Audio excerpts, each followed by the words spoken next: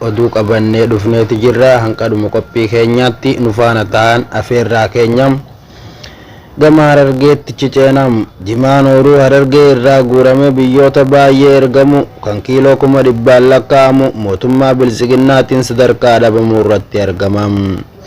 Dinagdee uummata Harargee keessatti lafee dugdaa kan ta'ee fi galii argamsiisuurraa hawaasa Harargee kan ta'e jimaa waggoota baay'ee irraa jalqabee hawaasni Harargee jireenya isaa ittiin kan fooyyeffatudha. Erga sirni bilisiginnaa gara aangootti dhufee galii argamsiisuurra darbee sadarkaa dhabamuu irratti argama.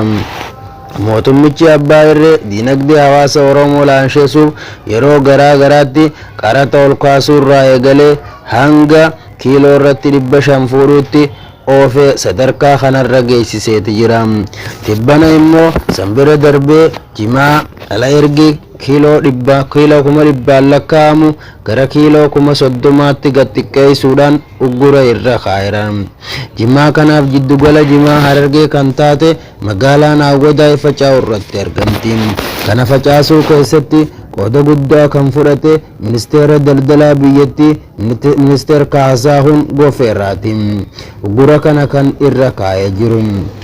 Gama biraatiin saboota ollaa Oromoo tuttuquudhaan bilisiginnaan Oromoo irratti lola banuu yeroo baay'ee kan fedhu Ebla 13 bara 2023 hidhattoonni Beenishaangul daangaa qaxxaamuruudhaan baha Wallaggaa aanaa Horoo Limmuu ganda Gaatiraa Dambii keessatti namoota 3 ajjeesaniiru.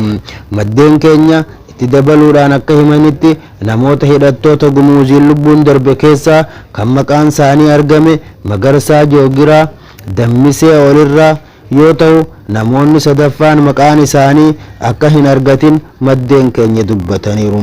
Akkasumas madoon baay'een jiraachuu itti dabaluudhaan maddeen keenya dubbataniiru.